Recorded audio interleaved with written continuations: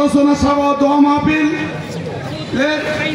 প্রধান অতিথি দৌলতপুরের প্রতিষ্ঠাতা সভাপতি দৌলতপুর থানা বিএনপির সাবেক সভাপতি 18 বছর দায়িত্ব পালন করছেন, বর্তমান আহ্বায়ক কমিটির অন্যতম সদস্য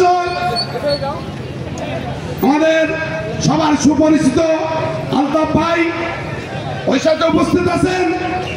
বিগত দিনেও যে একটি পরিবারের নাম না বললে নয়, যেমনই ভাবে মরুম পাসামুল্লাহ ওই সাথে রবিন সরকার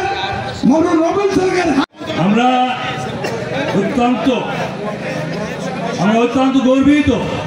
আমরা এমন একজন দল করি যাকে বাংলাদেশের মানুষ মহান নেতা হিসেবে মেনে নিয়েছিলেন।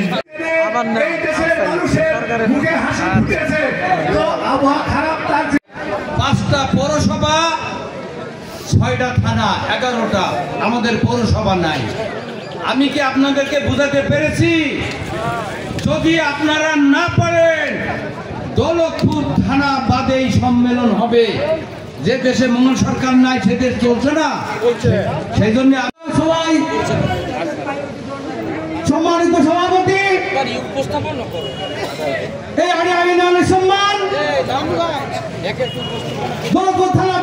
এবং বিভিন্ন ইউনিয়নের নেতৃবর্গ সবাইকে আমার প্রান্তীয় সংগঠন বাংলাদেশ জাতীয়বাদী ছাত্র দলের পক্ষ থেকে ভক্তির শুভেচ্ছা এবং অভিনন্দন।